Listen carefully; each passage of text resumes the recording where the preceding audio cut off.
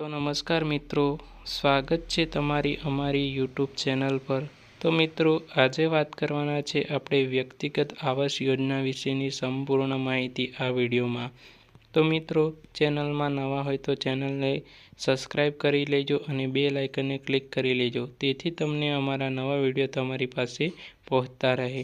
તો મિત્રો, વ્યક્તિગત આવાસ યોજના વિશેના કયા કયા ડોક્યુમેન્ટની જરૂર પડશે, તેમની પાત્રતા શું છે, તેના લાભો શું છે, સંપૂર્ણ માહિતી આપણે આ વિડીયોમાં જાણીશું।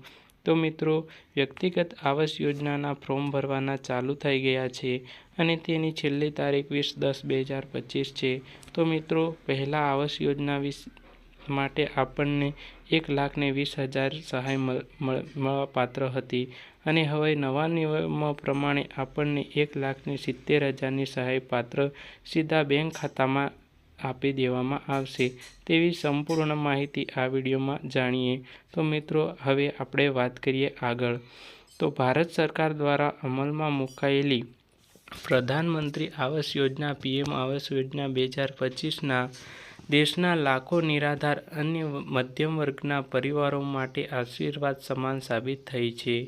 આ યોજનાનો મુખ્ય હેતુ દરેક પોતાનું પાકું ઘર મળે તેવો છે। 2025માં આ યોજનામાં કેટલાક મહત્વપૂર્ણ સુધારા અને નવા લાભો સાથે તેનો વ્યાપક અને વિસ્તૃત કરવામાં આવ્યો છે।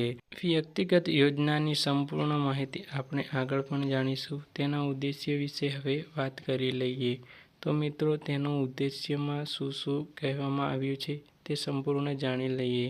તો આવાસ યોજનાનો મુખ્ય ઉદ્દેશ્ય એ છે કે દરેક ગરીબી અને મધ્યમ વર્ગના પરિવારને પાકું ઘર પ્રદાન કરવું, સ્મોલ વિસ્તારના વિકાસ તથા પુનઃસ્થાપન, પર્યાવરણ અનુકૂળ બાંધકામ પદ્ધતિઓ દ્વારા ટકાઉ ઘરોનું નિર્માણ, સ્ત્રીઓને ઘર માલિકીમાં પ્રાથમિકતા, શહેરી તેમજ ગ્રામ્ય વિસ્તારોના સામાજિક અને આર્થિક સુરક્ષા સુનિશ્ચિત કરવી જોઈએ।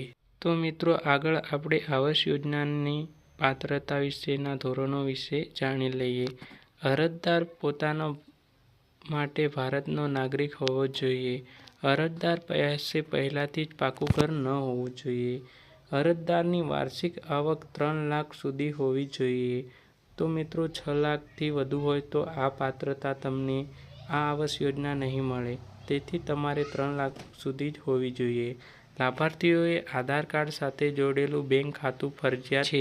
તો મિત્રો, હવે વાત કરી લઈએ તેના જરૂરી દસ્તાવેજો કયા આપણને તે માટે લાગવાના છે તેની માહિતી આપણે લઈ લઈએ। તો આવાસ યોજનાના મુખ્ય દસ્તાવેજો માટે આપણે આધાર કાર્ડ, ઓળખ પુરાવો માટે આપણે વોટર ID કાર્ડ, ચૂંટણી કાર્ડ કાં તો પાન કાર્ડ આપવાનું રહેશે। રહેઠાણનો પુરાવો મામલેદારમાંથી મળી જશે। આવકનું પ્રમાણપત્ર તમે ગ્રામ પંચાયતમાંથી પણ કઢાવી શકો છો। બેંક પાસબુક, તો તમારી પાસે બેંકનું ખાતું તો ખોલાવેલું હશે મિત્રો। તો મિત્રો, હવે પાસપોર્ટ સાઇઝના ફોટા 2 લગાવવાના રહેશે અને મોબાઈલ નંબર તો હવે દરેક વ્યક્તિ પાસે હોય જ છે, એટલે મોબાઈલ નંબર તો અવશ્ય તમારી પાસે હશે જ। તો મિત્રો, આ યોજનાનું ફોર્મ ભરવા માટે તમારે PM આવાસ યોજનાની વેબસાઇટ ઉપર જઈને તમે આનું ફોર્મ ભરી શકો છો। તો મિત્રો, તમે કોઈપણ નજીકના CSC સેન્ટર પર જઈને ભરી શકો છો, કોઈ ઓનલાઈન સેન્ટર હોય ત્યાં જઈને પણ ભરી શકો છો, ગ્રામ પંચાયતમાં પણ જઈને તમે ભરી શકો છો। તો મિત્રો, તમને કોઈ પણ પ્રશ્ન હોય તો અમને કમેન્ટમાં લખી બતાવજો, તેનો સંપૂર્ણ જવાબ તમને આપવામાં આવશે। અને તમે ચેનલમાં નવા હોય તો ચેનલને સબસ્ક્રાઈબ કરી લેજો અને બેલ આઇકનને પણ ક્લિક કરી લેજો। વિડીયો ગમ્યો હોય તો વિડીયોને લાઈક કરી દેજો અને શેર કરી લેજો। તો મિત્રો, મળીએ આગલા વિડીયોમાં। તો ધન્યવાદ।